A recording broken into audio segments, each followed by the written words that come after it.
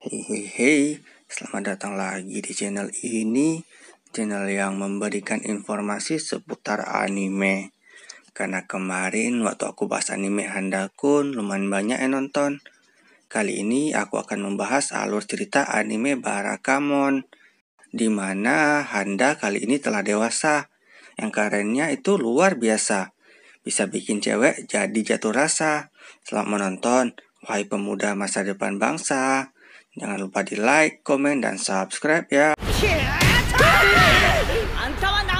Cerita anime ini dimulai dengan memperlihatkan Handase. Dia telah menjadi penulis kaligrafi yang sukses. Karena itu, Handa mengikuti pameran kaligrafi. Tetapi saat di sana, ada seseorang yang menghina karya Handa. Dan Handa langsung saja menghajar pria itu. Karena itu juga, Handa dihukum untuk tinggal di pulau terpencil. Dan Handa saat di sana, tidak ada orang yang menjemput Handa. Untungnya, ada seorang pria tua yang mau mengantar Handa. Dan Handa pun bisa sampai di sebuah rumah yang akan menjadi tempat tinggal Handa di sana. Dan dia langsung disambut oleh kepala desa itu. Kepala desa pun mengajak Handa untuk berkeliling rumahnya. Kondisi rumah itu sangat berantakan. Bahkan ada tikus yang melompat ke arah Handa. Dan saat Handa membuka sebuah laci, Handa sangat kaget melihat ada seorang bocah di sana. Kepala desa mengatakan kalau dia itu adalah anak yang bandel di daerah itu. Bocah itu kemudian berbicara yang gak jelas yang membuat Handa jadi sangat kesal. Handa pun melemparnya. Dan Handa juga menyuruh Pak Kades keluar dari tempat itu. Selanjutnya, Handa beres-beres rumah dan mulai menulis lagi kaligrafi. Dan tiba-tiba, bocah itu muncul lagi dan Handa mengusirnya. Kemudian Handa melanjutkan lagi menulisnya. Dan lagi-lagi, bocah itu masuk ke rumah Handa. Handa pun jadi merasa sangat tersiksa dengan itu. Dan diketahui nama bocah itu adalah Naru Kotoshi. Naru pun kaget karena Handa mengetahui namanya. Kemudian Naru memanggil Handa dengan nama yang aneh. Setelah itu, Naru mengatakan kalau tulisan Handa mirip dengan tulisan gurunya. Handa pun jadi marah dan keluar untuk merenung. Kemudian Naru pun datang ke tempat Handa. Dan Naru pun meminta maaf ke Handa. Setelah itu, mereka pergi jalan bareng. Dan Naru mengejek Handa. Dan Naru pun membalas Handa. Dan mereka kini sama-sama basah. Setelah itu, mereka berdua pulang ke rumah. Di sana ada banyak warga desa. Ternyata warga desa itu suka membantu jika ada yang pindahan. Kemudian Naru memperkenalkan teman-temannya yang bernama Hina. Dan Hina pun nangis ketika melihat Handa. Dan datang bocah lain namanya Tusbol ke Handa. Dan bocah itu bernama Kenta. Pada malamnya, Handa lanjut menulis dan dia merasa sangat senang ada di situ. Adegan memperlihatkan seorang pria yang bernama Hiroshi.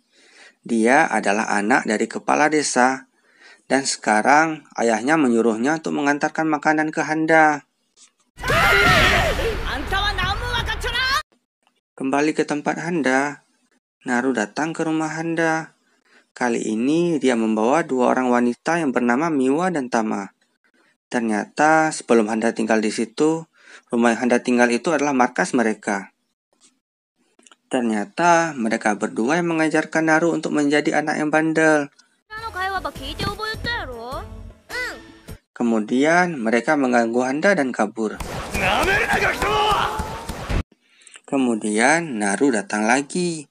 Dia kali ini membawa Hina. Dan Hina pun langsung nangis ketika melihat wajah Handa. Naru pun mengganggu Handa dan pergi lagi. Kali ini, Hiroshi datang membawa makanan dan kebetulan Handa sedang muntah. Hiroshi iri dengan Handa yang sangat berbakat. Kemudian Naru menunjukkan ruang latihan Handa yang membuat Hiroshi pun takjub ke Handa. Saat Hiroshi sedang terharu, Naru mengganggunya dengan serangga. Keesokan harinya, Handa jatuh sakit dan dia kini dirawat di rumah sakit. Dan Naru yang menjaga Handa. Kemudian Miwa dan Tama datang menjenguk. Naru bercerita tentang ada hantu di rumah sakit. Dan semuanya kini telah pulang. Handa bertemu dengan seorang kakek-kakek yang berada di ruang sebelahnya. Dan kakek itu memberikan Handa nasihat yang membuat Handa jadi lebih bersemangat. Handa kini telah... Keesokan harinya, Handa dijemput oleh kepala desa untuk keluar dari rumah sakit. Kemudian Handa ingin berpamitan ke kakek kemarin. Dan ternyata ruang kakek itu kosong. Suster mengatakan kalau cuma Handa pasien di rumah sakit saat ini. Handa pun jadi sangat ketakutan. Hari berikutnya, Naru sangat bangga karena dia kini telah bisa membaca. Bahkan mukanya jadi mirip Jojo. Kemudian dia memamerkannya ke Handa. Dan ternyata bacaan yang Naru baca itu salah. Setelah itu, Handa pergi ke minimarket untuk membeli cemilan ke Naru. Di sana, dia tidak sengaja bertemu dengan Tama. Tama menyuruh Handa untuk menilai komik yang akan dia buat.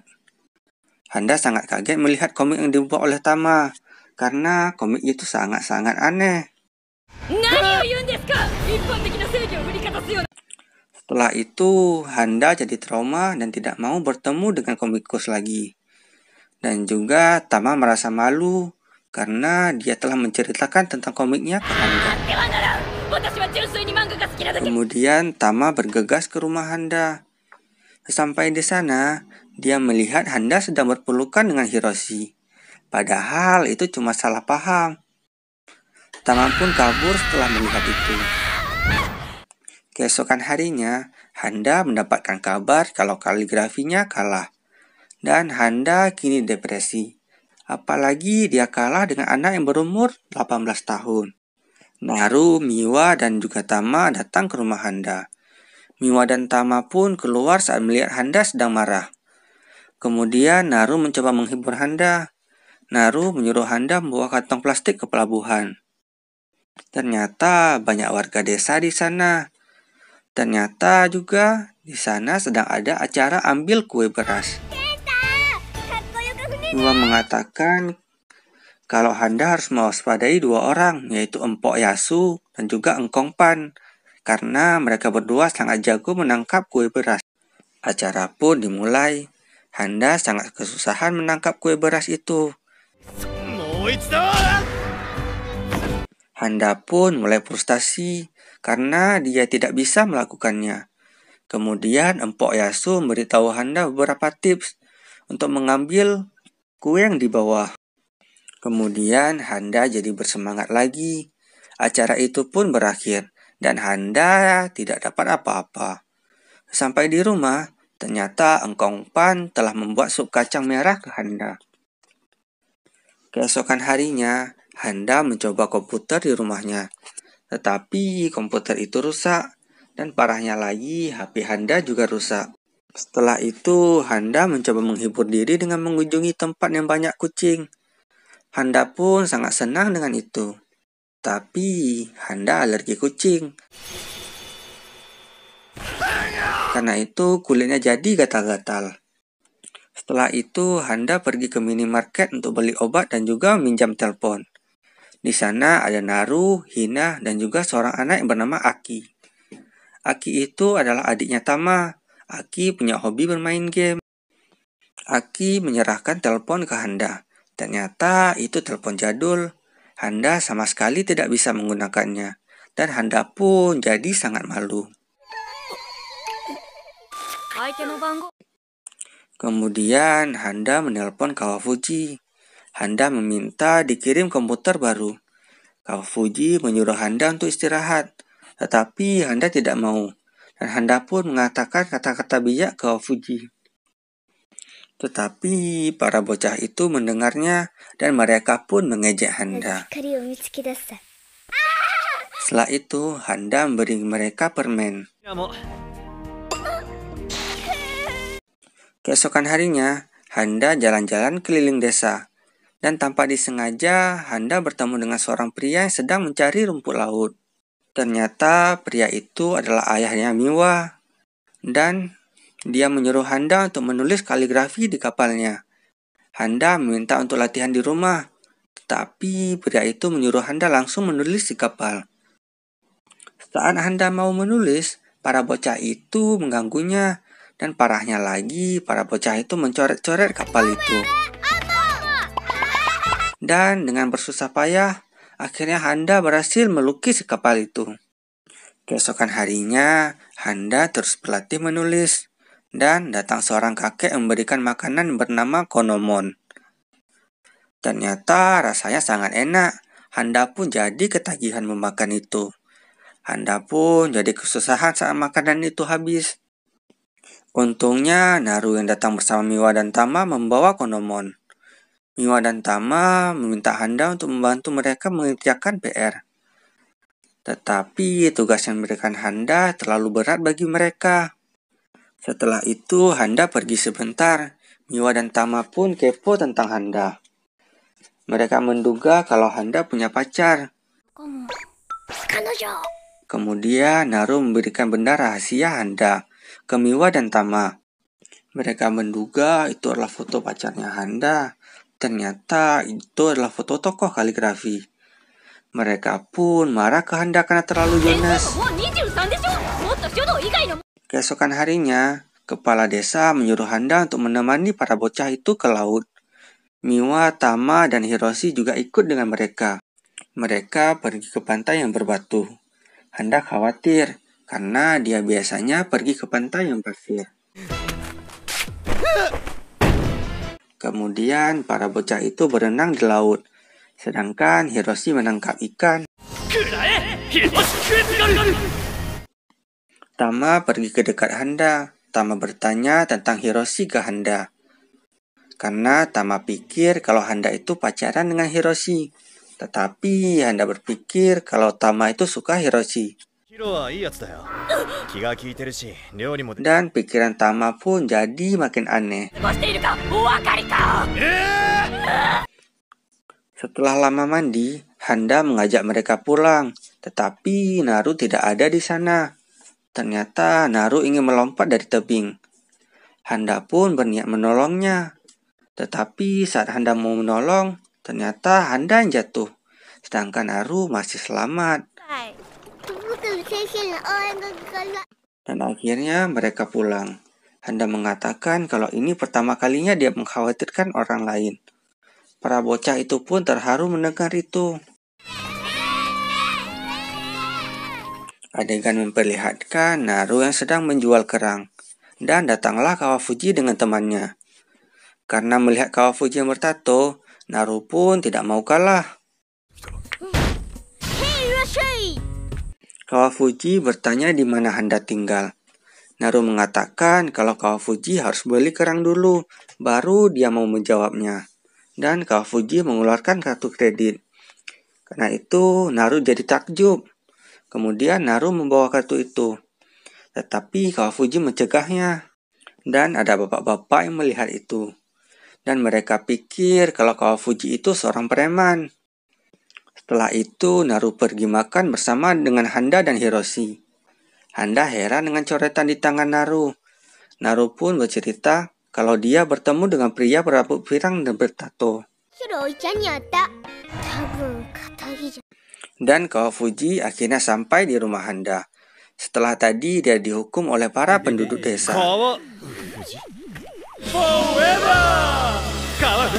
Ternyata pria yang bersama Kawafuji itu bernama Kanzaki Kosuke. Dan dia adalah anak yang mengalahkan Handa di perlombaan sebelumnya. Hiroshi dan Tama khawatir kalau Handa akan mendengar itu. Kemudian Naru memberikan hadiah Kosuke. Ternyata itu adalah kumpulan serangga. Dan parahnya lagi, serangga itu bau busuk. Setelah serangga menghilang, Kawafuji dan Kosuke pergi dari situ. Ternyata Handa juga mengetahui kalau Kawafuji pergi bersama dengan Kosuke.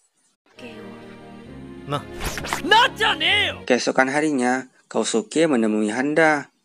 Dia mengatakan kalau dia adalah penggemar berat Handa dan bercita-cita ingin menjadi penulis seperti Handa. Dan Kosuke juga mengajak Handa untuk kembali ke Tokyo. Tetapi Handa menolaknya karena Handa masih ingin berlatih. Dan saat Handa sedang berbicara dengan Kosuke, Naru melempar pesawat kertas yang terbuat dari buku biografi dan juga majalah tentang Handa. Dan ternyata Naru membagikan majalah itu ke penduduk desa. Dan penduduk desa berbondong-bondong meminta tanda tangan Handa. Handa pun jadi sangat populer di sana.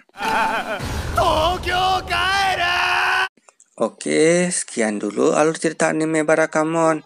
Jangan lupa untuk di-like, komen sebanyak-banyaknya jika kalian ingin dibuat lanjutan alur cerita anime seperti ini lagi. Dan juga terima kasih banyak telah menonton semuanya.